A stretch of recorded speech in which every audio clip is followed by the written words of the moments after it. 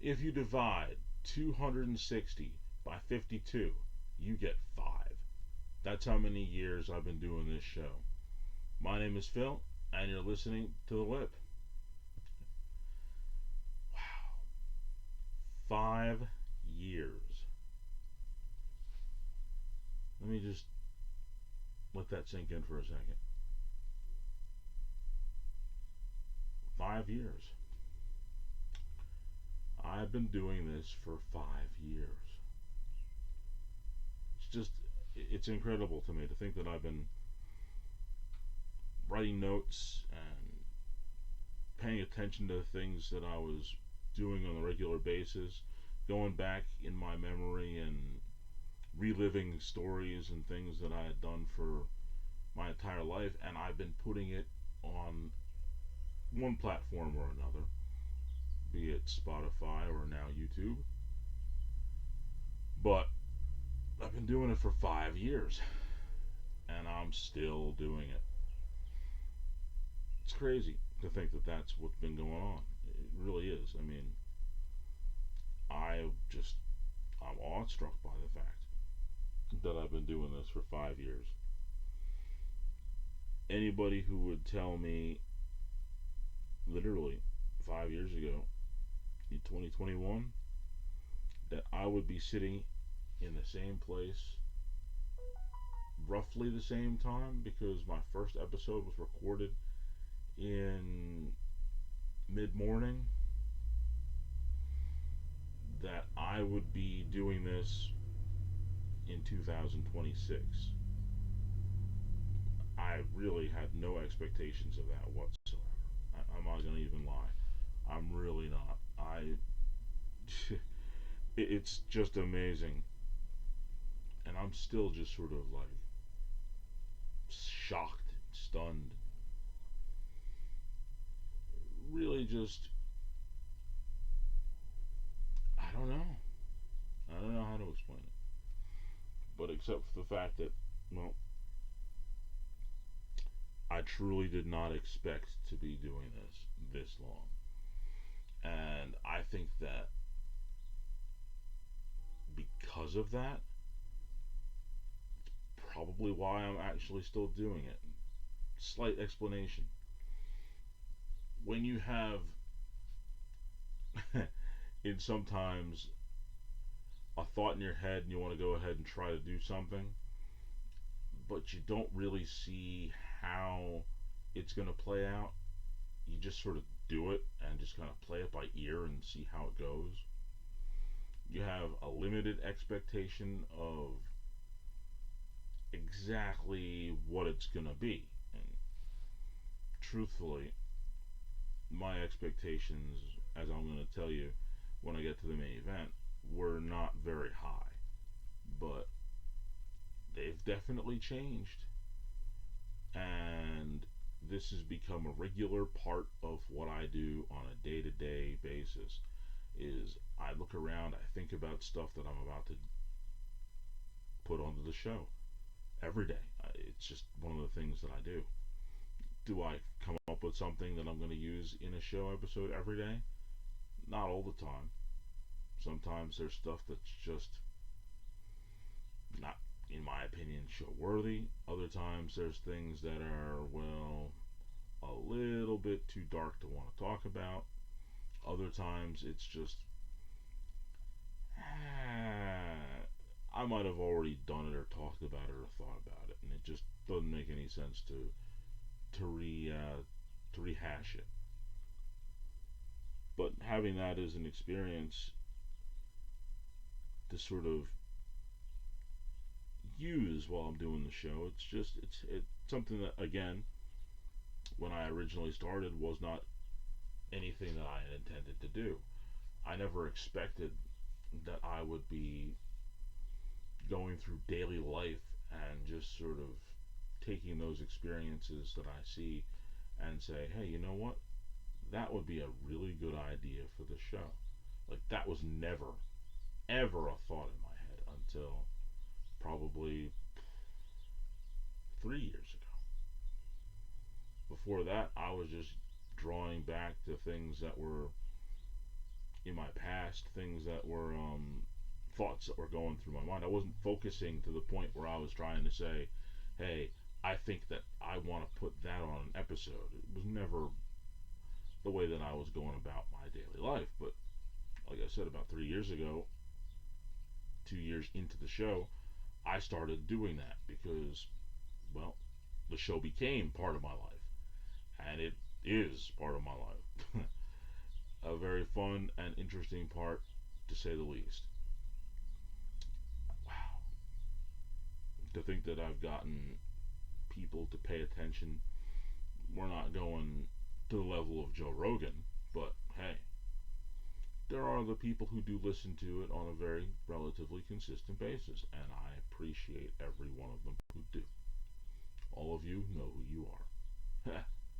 People like the incredible Mr. Patrick Houston, the genius and true businessman, an ultimate entrepreneur, and ultra marathon hopeful. As I've said 1,000 times, and I'll probably say it 1,000 more, with Zenith Transportation, you have no question you're going to have a lot of your needs met. You truly will. And Mr. Patrick Houston is the guy to call if you need a ride. He's the guy to call if you need to pick something up, to drop something off. With Zenith Transportation, he will take care of you. And I've said this also in most recent weeks. With Houston, there is no problem. You can believe that. Now, I think it's time for the main event because, boy, I just think that this is going to be a very fun show.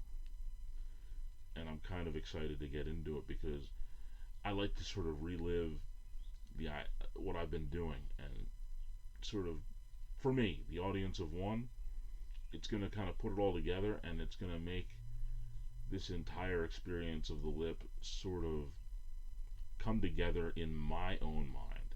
And I'd like you guys to all come with me on this little trip. And on that note, I am going to ring the bell and start the main event.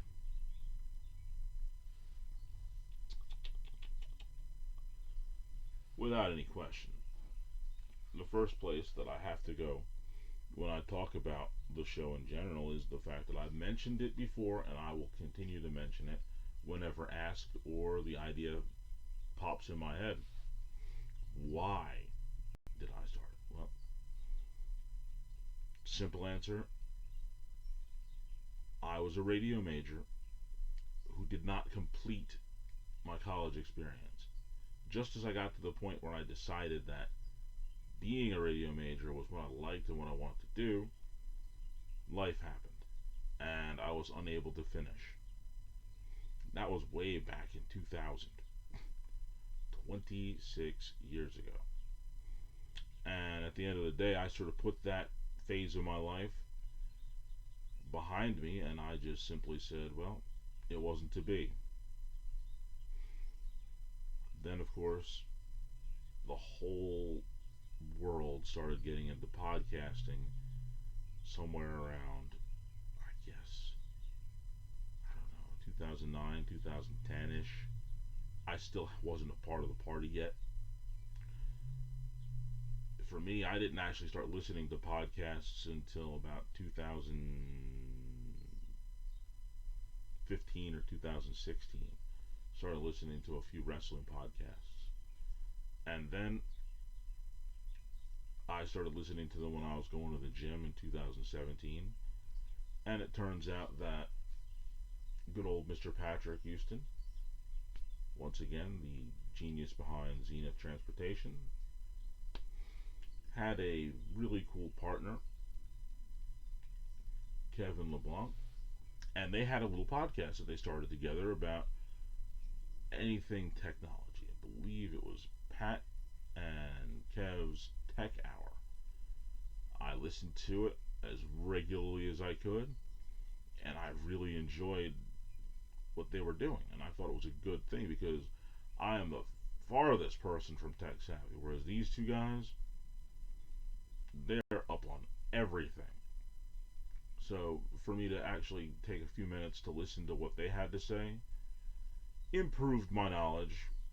I'm not going to say I went from being an absolute novice to a master, not by any means at all. But I have some idea after listening to their show about how things are changing and how things are being innovated. Not that I have full understanding of it like they do, but it definitely gave me a bit of an understanding as to what was happening and what was coming. Stuff like the AI stuff, I was really behind on that and still really am, but if I hadn't listened to their show, I would literally be completely in the dark on that. And on a lot of other tech that those two guys just pretty much opened the door for me to kind of see what was going on. Smart homes, stuff like that. I had no idea that any of that existed. Having said that, those two gentlemen had done a commercial spot during their show, and that commercial spot was about how to essentially come up with the structure in which they did their podcast.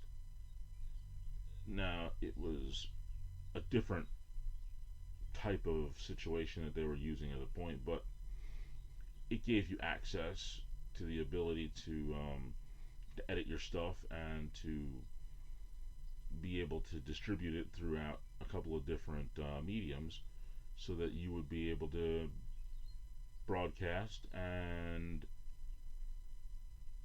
be heard.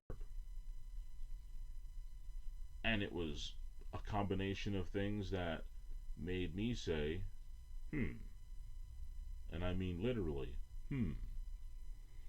So you're telling me that there's a way that I can actually record a show and I can have that show distributed.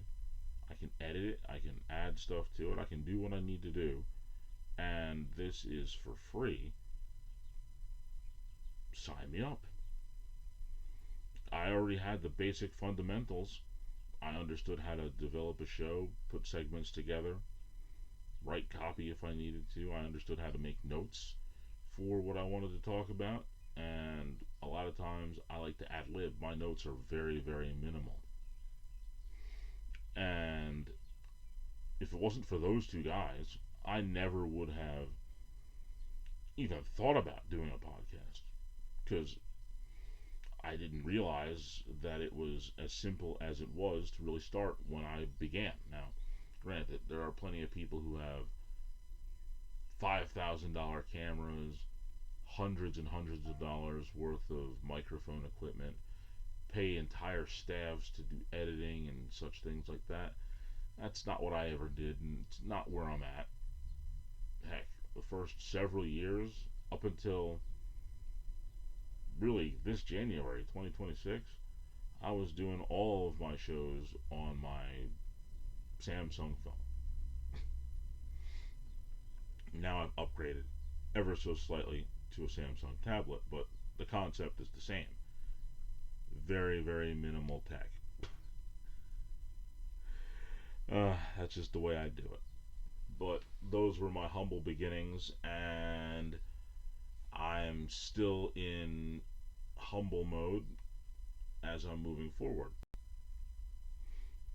The evolution of this show, however, has certainly changed a great deal, and I think that's really interesting because when I was formatting the show, and I decided that I needed to do that right away because you got to have some sort of structure. You don't want to just start a show and just sort of not having a direction on where you want to go with it.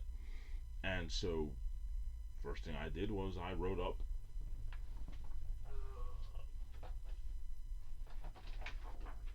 my initial structure of how I wanted to do the show. And when I tell you it was very, very minimal, very, very minimal. I mean, I had a simple intro and an open, which were two different things. As you know, when I start off, I usually give maybe about 20, 25 seconds of a blurb, and I just sort of introduce what the show's about. And then the open is my ramblings for somewhere between 3 and 5 minutes, and I just sort of sometimes I talk about the show that I'm going to do. Sometimes I just sort of ramble on about all kinds of other weird stuff before I get to what I considered the body, or now I've coined it the main event. Then I moved on to another segment, which was the spear of the week, and then finally I closed down the show. And that was a very basic format that I started with, and I really just wrote it down kind of quickly and went off to the races. As the show started to increase in my mind, I said, I want to do a little bit more. I want to change some things. I want to add some things because my initial format was geared to roughly a 40-minute show. I wasn't trying to go on for what some of these podcasts go for. I mean, some of them they go on for an hour, or rather not an hour. Sometimes they go for 2 hours, sometimes three, with either conversations, interviews, or just their content. Usually, generally takes them to that level of time. They have copious amounts of notes, and when they attack a subject, they try to get it as completely as they can, which of course is what I want to try to do, but I sort of isolate it into a smaller amount. But they'll go on for a while and they'll try to attack a subject. And if they can't get everything that they want in that subject, sometimes they'll do another part. And I've done that a couple times in recent years. Not in the beginning. I would usually just sort of isolate what I wanted to isolate, get to that point, and then move on. But now I'm starting to be a little bit more open to expanding topics to more than one episode if need be. Case in point, my great conversation with, again, I'm going to bring his name up, Patrick Houston, my guy. I mean, I couldn't contain that second interview that I had with him into one show because I had so much that I wanted to talk about, and it's always good to catch up with a friend. So why was I going to just encapsulate all of that into one singular episode, or for maybe like an hour and a half? It turned out, if you add it all together, it was probably about 3 hours worth of conversation that I split into a couple shows. And I very much enjoyed that. So, with that idea of my initial run of the show being like 40 minutes, I decided that, well, there were some more things that I wanted to talk about. And because of that, I saw my original concept and said, well, I can add here, I can add there, and I would add a little bit more time to the point where my show concept went from 40 minutes ish that I was trying to work with to where it came out to about 50 minutes to an hour. And I felt that I could get done what I wanted to get done within that time frame. And again, over time, I started realizing that, why am I constricting myself to this small amount of time? And it's because there's certain subjects that I have that I want to talk about, and I pretty much wanted to box up what I wanted to do in certain areas and sort of get as much information as I could into the smallest possible time frame that I could. And sometimes I felt like I was sort of rushing through things, or I wasn't completely getting out exactly what I wanted to get out in the middle of my show. And as a result of that, I was like, I really wasn't happy about some of the episodes. And this is the first time I'm actually saying that. There was some episodes early on that I probably thought that I could have expanded a little bit more, but I was a little bit focused on how much time that I was taking. And I think that truthfully, I was limiting myself because I said, hey, I want to get this done by this time. And I want to have this. If I can't get to that, oh well. Now, granted, I like that sort of structure, but realistically, if I'm in the middle of an idea, why should I stop? If I think that there's more to the idea, I needed to continue it and like let that free flow happen. Because if I don't, well, I might have lost a very good part of the episode. Now, granted, there are some episodes that I've done, like when I get to the segments, which I'm going to do pretty soon, um, rather recurring episodes, not segments, but the recurring episodes. There are times with, say, just talking. I have a lot of points because originally I was making the just talking episodes just me freestyling and just talking about stuff that was in my mind or things that I'd seen or things that I was wondering about. That's what it was. It was just stuff that was in my head that I wanted to go over. But then, as time goes on, I believe I've mentioned this during one of the episodes, that there was points that I would have that I would want to make, but going back to keeping everything in a nice, neat little box, I looked at it from the perspective of, well, you know what? If I write it down and I don't get to it, I'll use it for the next show. And that became an idea, and that helped me, of course, expand to different episodes. And I've been doing it since. And I'll probably continue to do it because there's no point in having a good thought in my head and not utilizing it and not crowding it. As much as I wanted to get as much information into a show as possible, and the fact that I did literally just say that I didn't want to hold back on certain things, there is a point where you don't want to continue to drag on with an episode because you have content that you could use for another day, which would make a fresh approach to another episode. So it really made sense for me in my mind to sort of keep that stuff in a nice little notepad, which I've always used, and say, hey, I got it down for episode, let's say, just talking, because that's the one that I like to use in the moment. I have maybe 5, 6 ideas for just talking episode, and just throwing out a random number, just talking 20, and I'm going on and I'm working my way through, and I get to maybe 4 of those, and I still have another 2 or 3 that I want to talk about. Instead of forcing the issue,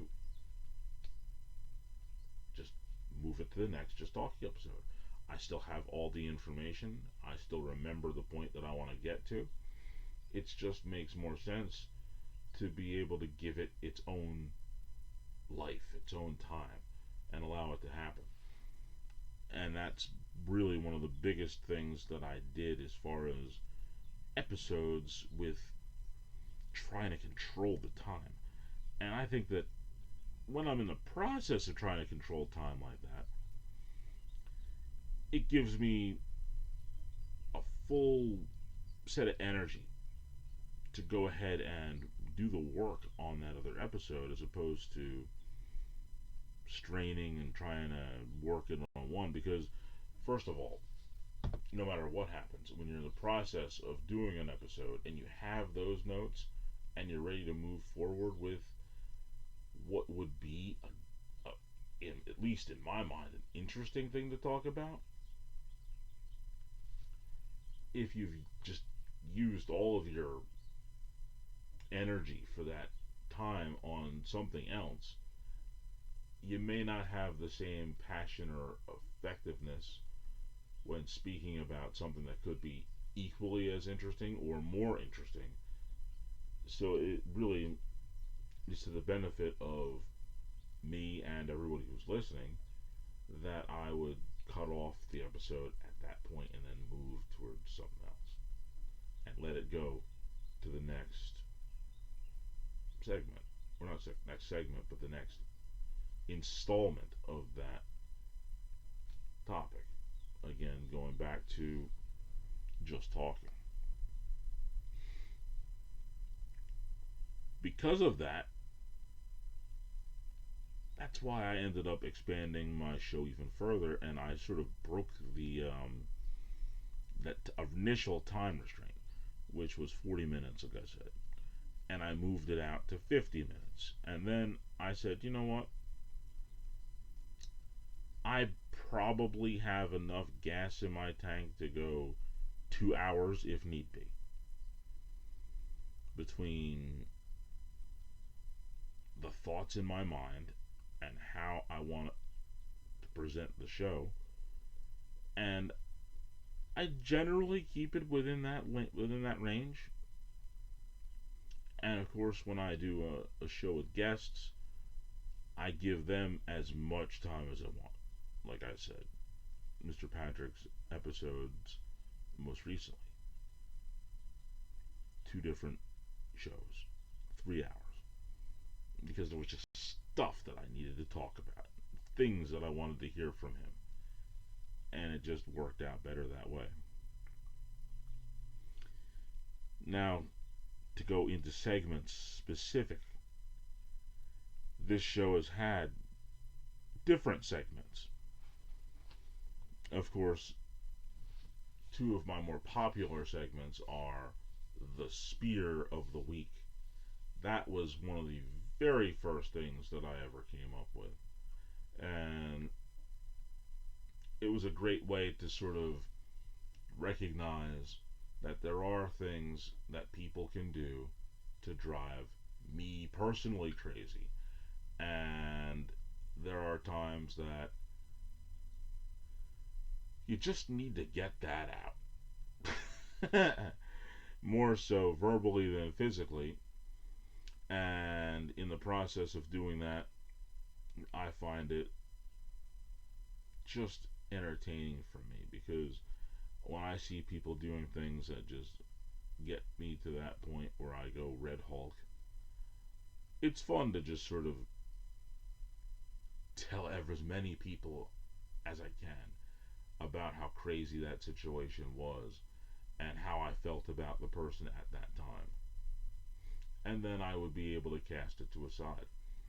Now, on that same note, being a recurring segment, I actually was able to use that as an entire show one time. I did an entire show based on the Spear of the Week, just because it was something that was, I had enough of them, and I thought that they were entertaining enough where I could go ahead and just do an entire show about people that just drove me crazy, essentially. The other segment that I did that was in the very beginning was the Words of Wisdom. Now, those are just really interesting statements and quotes that I've come up with or I've heard. Most of them, I'll have to admit, is stuff that I just sat around and thought about, and they would be very interesting in my mind to put on t-shirts. Because a lot of the time when I'm wearing shirts, I end up having shirts with statements that are very similar to the things that I use for Words of Wisdom. And granted, I love that idea and concept so much that I still need to make a few of those into shirts. Now, truthfully, right next to me, I have the box where I have all of my statements that I wrote down. In fact, this is just one of them. In fact, this is the one I did from the show last week, I believe. And I write these things down so that I can remember them, and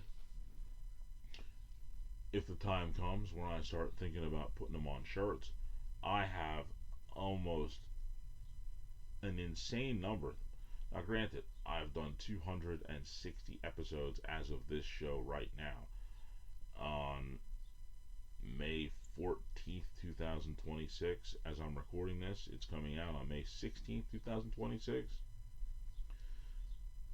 And there are some times where the words of wisdom are simply things that pop in my mind, and they're not necessarily original thoughts. And I'll have to simply say that it's safe to say that amongst the words of wisdom, I've probably come up with 240 different ones. Every time I have a guest on the show, I invite them to give me the words of wisdom. Their words are what I use. And like I said, sometimes there's stuff that just resonates with me, and I feel that they're wise words for the moment or from the show for the show, that based on something that somebody else had said, and that'll be used as words of wisdom. Other segments that I've done that are no longer being done, which is the one that is fill in the blanks. I did that for a while, and I thought it was kind of interesting. Now, if you were to see how I write it down, the fill in the blanks are just that. Instead of spelling it out FILL, I would use PHILL in the blanks. It's me, and then filling in the blank, and it would be something that I would have a question about, and I would essentially use a blank space in my mind and say, okay, what fills in that blank? And I would do that as a beginning segment of the show before I would go into the main event portion. I did that for a while, and then I was like, it was kind of cool. But then it's a me thing, not a you thing, as they say. I just had enough of doing that for a little while, so I stepped away from it. Will it come back? Who knows? I'm not sure. I'm gonna feel it out and see how it goes. Other segments are don't go to jail. That's one of my favorite ones. I did that for about a year. Just thought about things that I saw while I was in jail as a corrections officer. And during that time, I realized that there's certain things that people would absolutely go crazy about if they were in jail. Stuff that they wouldn't be able to do. And granted, it's more than just, well, you can't go to McDonald's because you're locked in the place. It's other little subtle things. Like one of my favorite parts of that show of Don't Go to Jail is the fact that inmates, at least in Pennsylvania, don't get keys to anything. It's a subtle thing. And I thought about it in a very deep way. If you have a key, you have control over what's behind the lock. You can open a door. You can open a case. You can unlock a closet. You can do a lot of things with a key. You can start a car. You have control when you have that key. But in jail in Pennsylvania, you don't have any keys. Even if you have a lock, the lock is a combination. There's no key. And of course, all the officers have keys, but none of the inmates do. And in my mind, not having a key means you're losing a portion of control. And I don't know if that's part of what they were thinking, but to me, I'm maybe overlooking it or overthinking it, but I thought that not having a key as an inmate would be something that would be psychologically devastating to a point because of that fact that you don't have a key. You don't have control over unlocking a door, starting a car. Whereas the officers have that control. We had the keys. We could open any door that was required of us to open. The inmate couldn't. And I think that that's a reason why you don't want to go to jail, because that key, something so subtle, but at the same time so deep, it removes that level of control. That's why I really enjoyed that segment. There are certain things that people wouldn't be able to do. And I had that segment and I ran with it. I thought it was a good one. And I stopped it. Why? Because, well, there's a lot of things that I went over, and there's probably more that I could bring up. But personally, I think I just wanted to change up a little bit. And over 5 years, I think that's a good thing to do. Sort of rock the boat, try something different. And moving away from that was different. Um, my NFL picks did that 2 years in a row. Had fairly good success, deciding victories and defeats. Um, had better than 500 record over the last 2 years. Oh, excuse me. Picking regular season games. Playoff games, not so much. I did okay. Now, did I pick the winners of the Super Bowl? No. Did I pick individual playoff games that were won? Yeah, I got a few of them right. Did I pick the two teams that got to the Super Bowl? No. But I got enough of those games that made it go, hey, if it was an eliminator, I definitely wouldn't have been any good. But just game by game, I did okay. And season, as it was going on, I did something which was kind of crazy in my mind, because prior to getting to my NFL picks segments, I had been lining up episodes and leaving them in the can, as they say, maybe 3 weeks, 4 weeks in a row, and I would then move on to the next.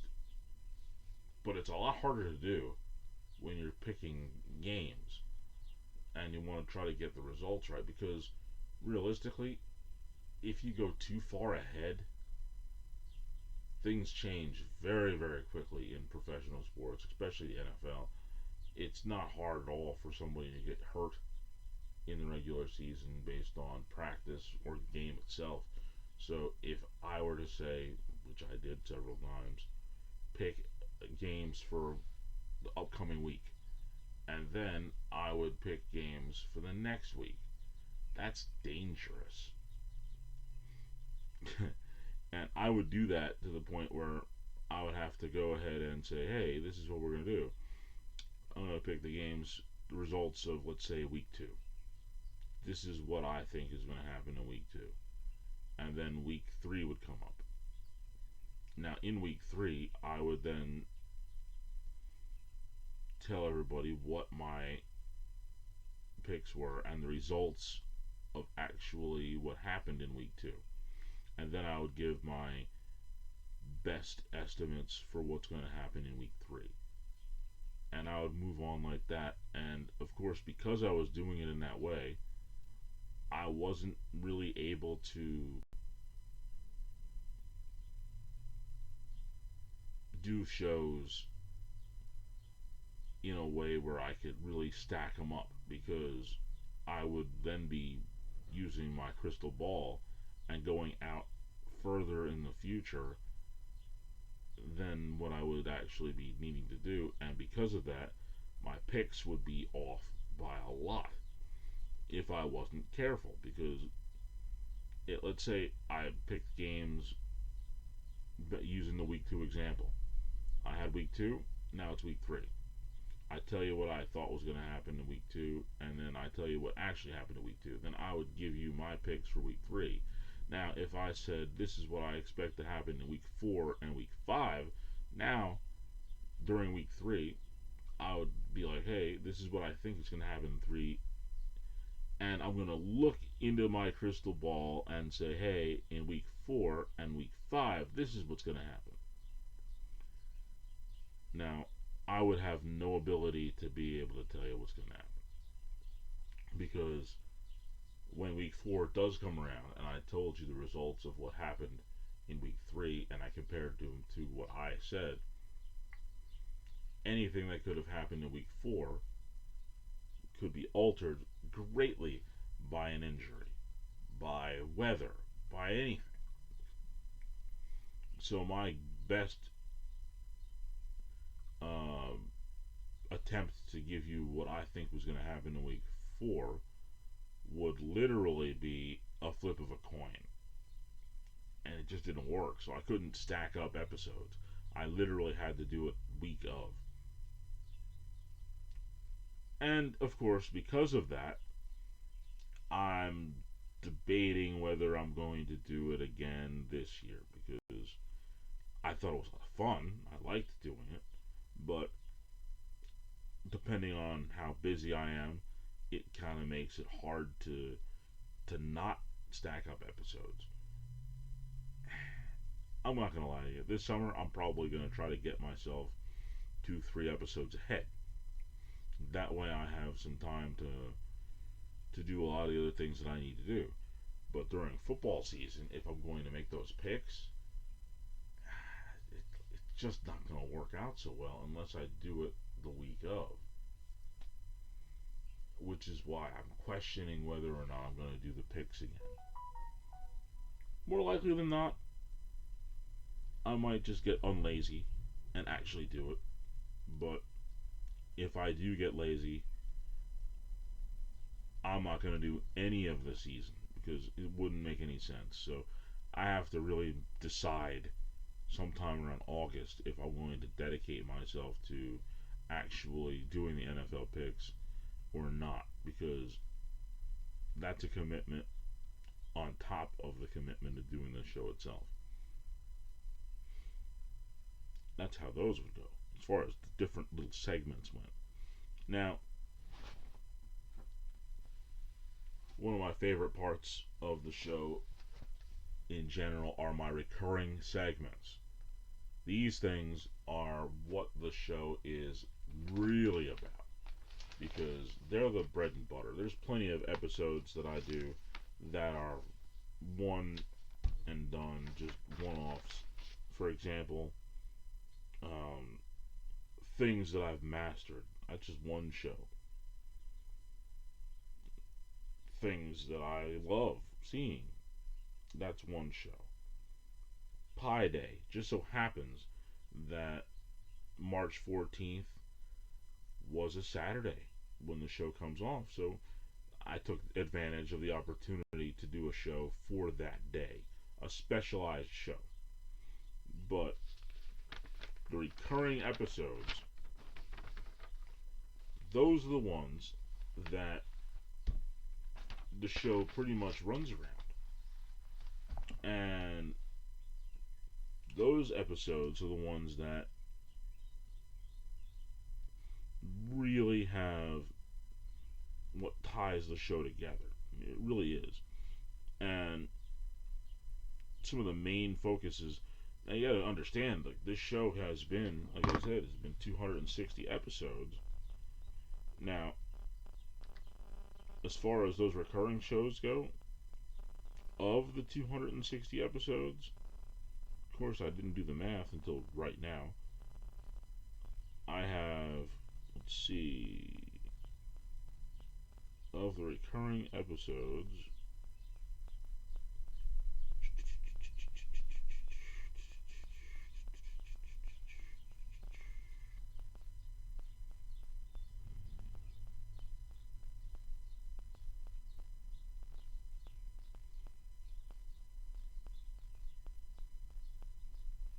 yeah, of 260 episodes, 102 of them are in combination of recurring episodes. In other words, 102 episodes that I've done are part of recurring episodes. The other 158 were sort of random, but not random. It's really not the best word to put it. They were episodes that were individualized, that were not necessarily part of an entire gimmick type episode. For example, stories. My story episodes. I've done 47 episodes that are story episodes, where all I do is tell stories about my life or things that I've seen. 47 of those. Factor fiction, I've done 20 specific factor fiction episodes. It's kind of crazy to think about it. Just talking, currently to date, I have 24 of those episodes. Observations, I've got 5 specific observation episodes where I just give observations. And then, of course, there's the What Are We Doing? I've gotten 6 of those out.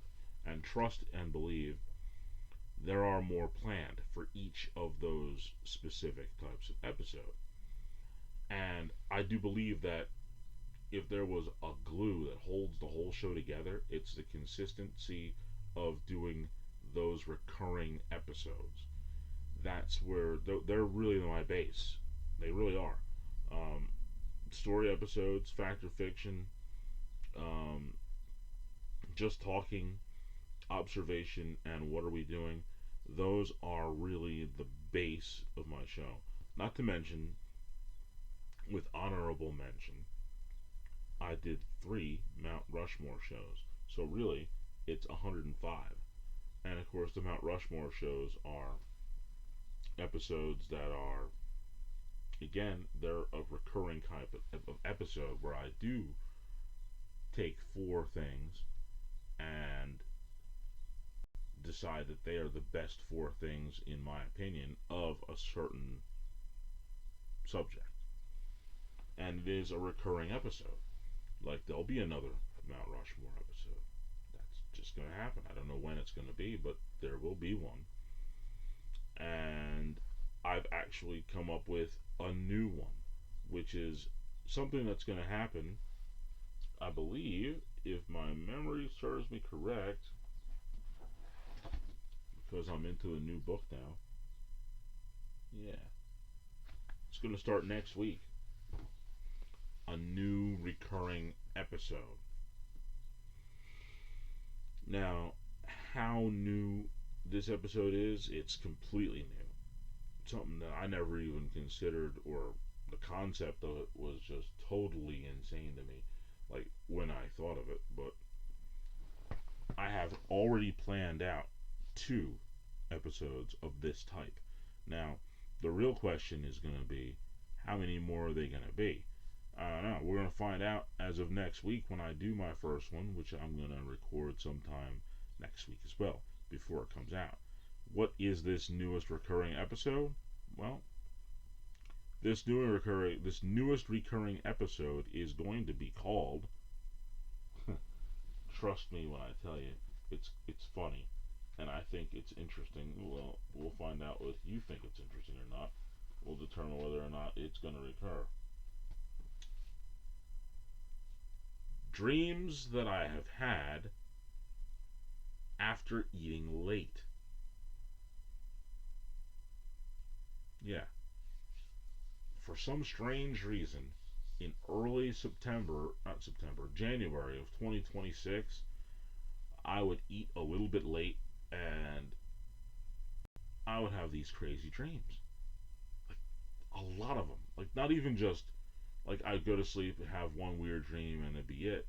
No, I mean, in a given night, I would have maybe 3 or 4 weird dreams. Lucid dreams make it even worse. Like, they would be weird lucid dreams that I would have after eating late. And I thought it was so strange that I wrote it down because there was so many. It wasn't like it was just like one dream. It would be groups of them, and it would be like every time I ate after a certain point in time. I'll explain more about that next week when the show comes on. But I had enough of these dreams where I put it together and I realized, man, there's a whole episode here. I could talk about these dreams. And they are strange, to say the least. I'm not looking for meaning. I'm not looking for any definitions of what's going on in them. I just think they're bizarre, and I think it's weird that they occurred after eating after a certain point in time, and that's what makes it so fun. And I'm going to go over that for a minimum of 2 episodes, but just like I've said before, I wrote all this stuff down, and there's a lot of content, a lot of right now. I believe, as far as these dreams are concerned, hmm, I've got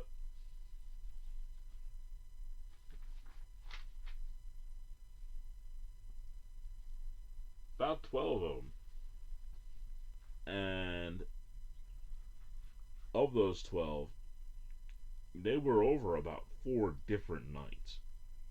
So over a 4 night period of time at different times from January until last April, this April it just passed, I would have these strange, sequentially, very, very lucid, very, very vivid dreams that occurred because I ate after a certain point in the night. And I just find it fascinating, and I want to talk about these dreams. And I think it could be fun. And for what I can tell you right now, I have it slated for at least 2 episodes. Will it be more? Very, very possibly, because how much time it's going to take me to go into each of these dreams and sort of talk about how weird each one of them is individually. I could maybe have another 4 or 5 episodes just on these dreams. And that's the way that's going to go. One more segment that's a recurring segment that I'm planning on doing this summer. It just seems like it's a fun thing to do because, man, I like just sitting out on my porch. And much like just talking, I'm going to do an episode where, not one episode, but at least 3 episodes this summer, where I'm going to just be setting up the camera, or I should say the tablet, outside, and I'm going to just sit on my porch in what I call the judgment seat, which I'll explain a little bit more. And I'm just going to talk to you from the porch. I'm going to look around, see the people walking by, and I'm just going to do 3 shows of me sitting on the porch. Now, how those shows fare, just like anything else, just like story episodes, just like fact or fiction episodes, just like any of the other recurring ones, I'm going to take it by ear. But I figure it's going to be a nice time in the summer. It's going to be plenty of warm days, plenty of warm evenings. The sun will be out for a lot longer. Why not just sit out and talk? Watch the world go by for a little bit. And since I'm going to be doing it, I might as well do it and record it. And I plan on, like I said, doing at least 3 episodes of that.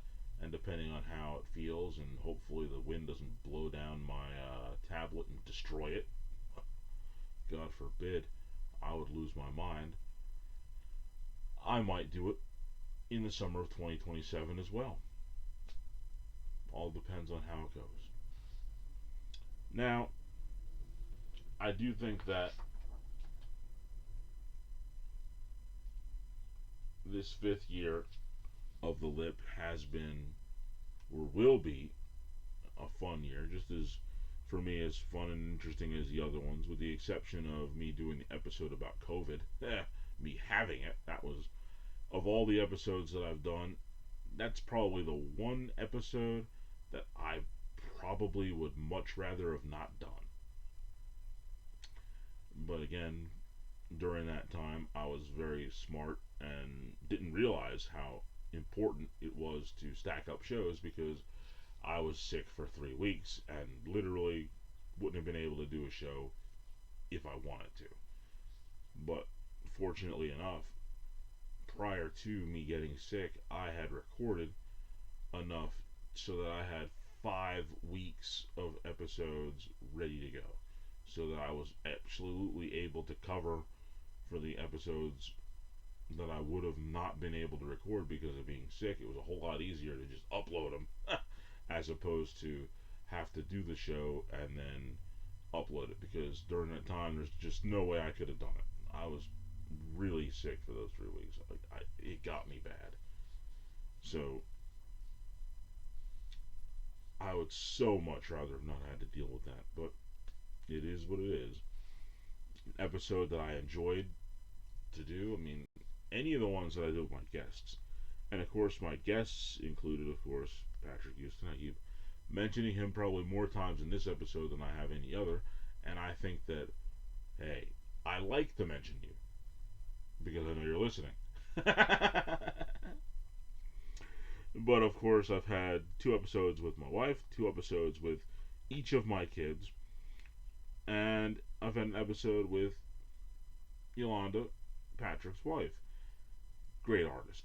And I think that there's probably somewhere down the road another episode that I'm going to have to do with her, because it seems like everybody who I've done an episode with, I've done at least 2. It seems that's the way that it's been. And I think that with an artist like her, I would absolutely would love to take the time to do another episode because it was one of my favorites as well. I enjoyed doing that. One of the things I should have done, but I didn't do, was write down a top 10 favorite episodes. And you know what? That might actually be a show idea that I might just write down. In fact, you guys get to watch me do this. And here it is, my notebook. The new one, because I've run out of space in my old one. But now I'm going to write it down, and I'm going to... New Year's? No. You know what? I'll hold off. It's going to be an idea, but it's going to be an idea for my 300th episode, which is a long ways away. 40 episodes from now. But I'm going to put that in my mind. 40 episodes from now, I'm going to do an entire show, if not sooner. But I think that given that I would like to see how this dream episode works and how the sitting on the porch episodes go, I think that I want to wait until maybe 300, because by then I'll have more time to go through. And I might do that, a top 15 or a top 20, where I discuss my favorite episodes that I did. That's probably a good way to go. And in my mind, as I'm thinking about it now, I probably should have at least done a top 10 for the 5th year anniversary, but it was not to be. I would have needed to go through my episodes and really pay attention to them a little bit more to know exactly which ones there would be. But like I said, I know that some of those interviews with Patrick and his wife did have to be in my top 10 for sure. But some of the other ones that I did that I thought were pretty fun, just a bunch of them. And I could be real specific about a few of them. But like I said, I didn't prepare it, so I'm not going to go into it. But what I did prepare was a really, really crazy thing that I thought about. For anybody who's listened to this show and listened to it from the beginning, I can tell you that you would have heard my voice for 10 days and some change. To be more specific, without counting the time that you're listening to this very episode, you would have heard my voice for 247 hours, 20 minutes, and 11 seconds. One more time. The lip has been recorded and put out there for 247 hours, 20 minutes, and 11 seconds, not counting what you hear right now. So, best case scenario, it's probably going to be closer to 249 hours if you add this one. But I thought that was just a fun turning point and talking point to go into. It's a lot of time. It's a lot of time. More than a week if you were to just sit and listen to every single episode that I've done, starting from episode 1, the pilot, all the way up until now. If you were to just stay awake and do nothing else for an entire 10 days, give or take, not take, but give a little more than 10 days. Probably 10 days and 4 or 5 hours. And that's not counting this episode. It's a long time. It's a lot of content. It's not as much as some, more than others. But I can certainly say that I enjoyed doing every second of it. But for now, I think it's time to ring the bell on the main event and move on to the next spot. And the next spot is the Spear of the Week. What is the Spear of the Week? The answer to that question is very simple. My birthday was the Ultimate Taco Tuesday, May 5th, 2026, Tuesday. I had a blast that entire time hanging out with the folks, the peeps, the family, and of course the number one focus that I had was getting a taco on that day because my birthday is May 5th, Cinco de Mayo. And it turned out to be Tuesday. In 2020, my birthday was also on a Tuesday. But I didn't recognize it until May 6th, 2020. And I missed the Ultimate Taco Tuesday. How can you get better than Taco Tuesday on Cinco de Mayo? You can't. And that was sort of in my head for 6 years. I missed out having a taco on the Ultimate Taco Tuesday. And that's been on my mind probably for 4 years. And I've been waiting for this year to come up to have a taco on the Ultimate Taco Tuesday. And those of you who have looked at my Instagram or our Facebook group would see that on my birthday, I did the Obafemi walk right to Taco Bell, and I wasn't going to hesitate. So, the Spear of the Week is what this is, and it would be me getting speared because of the fact that I didn't engage on the Ultimate Taco Tuesday in 2020. But then again, what's the surprise? It was one of the worst years on record. So I think I might give myself a pass. No Spear of the Week.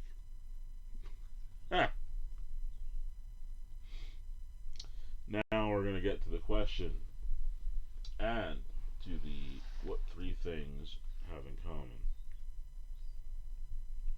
Alright.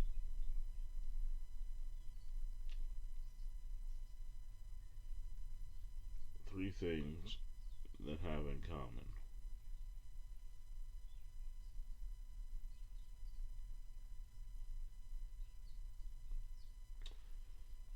I'm looking at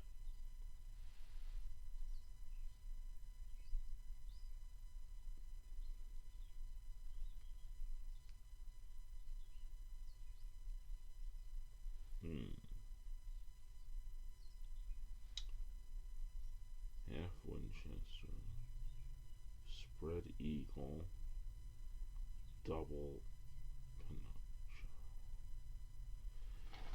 I think I know what this is. Um, I hope I'm saying it right, but the first part is these three things. What do they have in common? Half Winchester. No, half Worcester? Yeah, half Worcester, a spread eagle, and double Poncho? Pincho. I'm saying them all wrong, so I'm not even going to do it, but I think the answer is that they're all ways to tie a tie. Just a guess.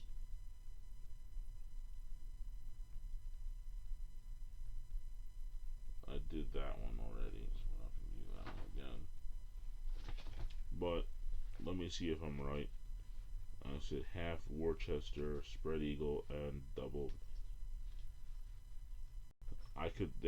I'm thinking they're all ways to tie a tie. I would also like to consider them maybe all wrestling moves, but I think that they're always tie tie.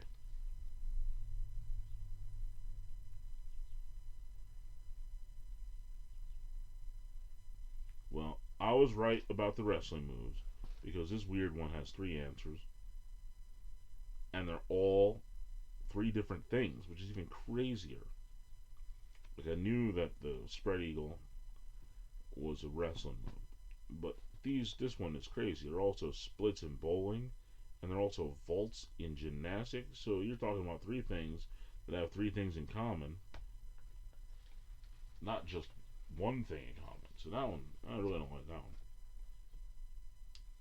Uh,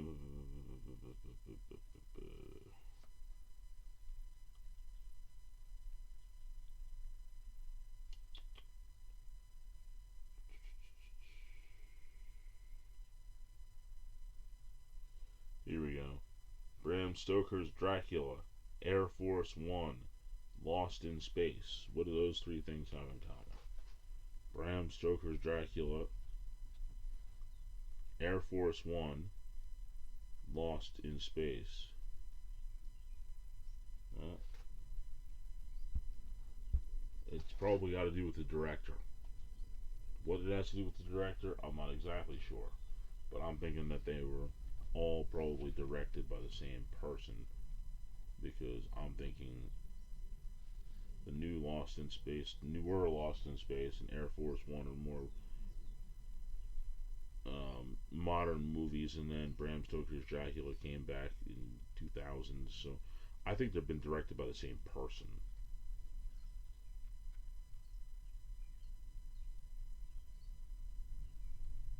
And of course, I'm wrong. Woo, boy, these three things have something in common that I did not expect.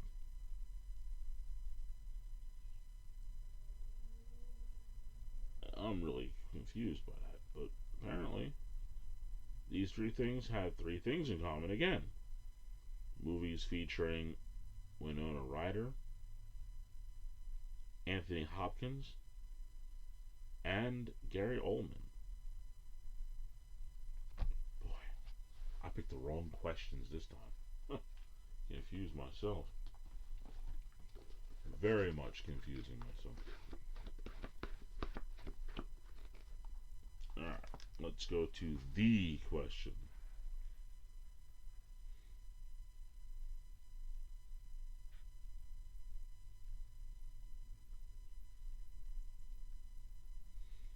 Hmm.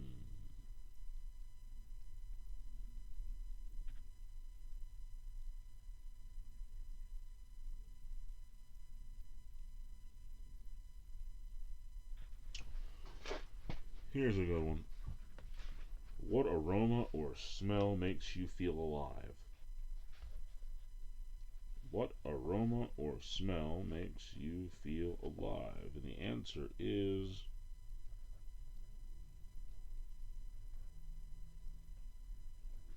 salt water.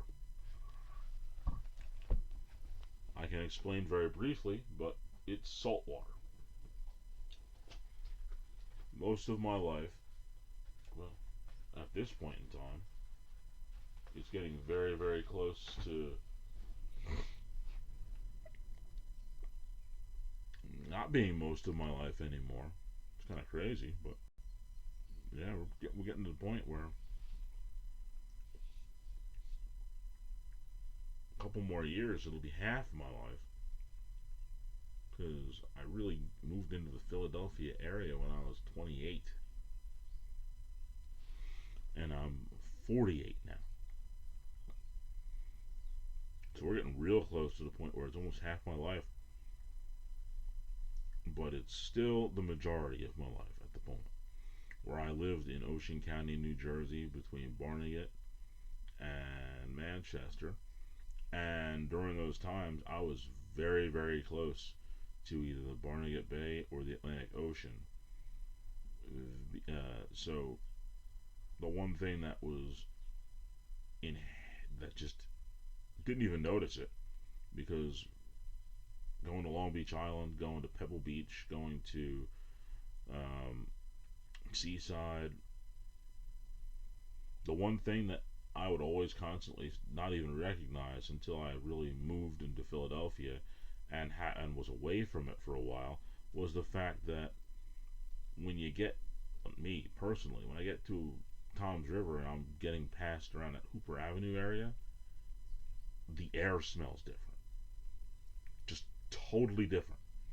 When you're getting to within 8 miles to 10 miles to the Atlantic Ocean, I'm going to say that far. Even if you're going to not, doesn't have to be Seaside, but even Long Beach Island, in that neighborhood, somewhere when you get close to um, Beach Haven West, that area, you get close to it off of 72. Things smell differently because the salt water, you can smell it, and you don't realize you can smell it. You don't realize that that's what it is. When you live down there, you get used to it. You can just smell the salt in the air. You don't notice it, but when you leave and you get back there, you can just you can smell the difference. The salt water in the air, you can smell it, and it totally changes my entire constitution. Makes me feel completely alive again when I smell that salt water. Makes me think about essentially being a kid and not even noticing the water that whole time, not realizing just how different it is in that general area in the shore towns of New Jersey versus being so much farther inland in Philadelphia. Without a doubt, it's the smell of the salt water. And like I said, you can smell it 10 when you get between 8 and 10 miles from the ocean. The difference is just, it's remarkable, and that's without a doubt the smell that makes me alive. Now it's time to close down the show. It's been a fun 5th-year anniversary show in my mind. Just going back and thinking about what I've been doing for all this time, how it's been going, and more so, where it's going to go from here. I'm excited to find out. Don't really know until we get there, do we? Not really. But I can certainly say that I'm excited to find out where it's going to end up, how it all plays out. It's fun to think about that. The fact that I went from saying to myself, if I get so many listeners for the first month, I'll continue doing it, to the point where I got to the point where I said, there could be nobody listening. I'm listening. I'm doing this because I'm an audience of one. To the point where I'm like, this is just what I do now. This is what I do. Those different evolutions make this show so much fun for me. And I thank everybody who has gone ahead and joined us. The LIP Facebook group. There's always room for one more. And right now, we have 99 members of the LIP Facebook group. Go on. We're looking for more. We're always looking for more. There's always room for one more. But to get to that 100th, that'll be a lot of fun. Can't wait to see when that happens. Hopefully, it'll be before the month's end. But once again, the Lip Facebook group, join us. Join us. There's always room for one more. You can always catch me on Instagram at PhilipHenderson5102. Um, Obviously, and most importantly at the moment, without question, would be on YouTube at Phil the Lip. That's where you can catch the show. It's where you can see all the other crazy things that I post from time to time. And I hope that you enjoyed listening to this show for the last 5 years as much as I enjoyed doing it for the last 5 years. And the words of wisdom today, I'm going to go to a great philosopher. I'm not going to use my words, but I'm going to use the words of a great philosopher from the movie Finding Nemo. Dory. It's going to be how I'm going to approach every episode from this point forward. I'm going to take Dory's advice and just keep swimming. Just keep swimming. That's all I'm going to do. I'm going to just keep swimming. See where this show ends up. Next week, the week after that, just going to keep swimming. On that note, my name is Phil, and you've just listened to The Lip. Oh boy. Episode 261.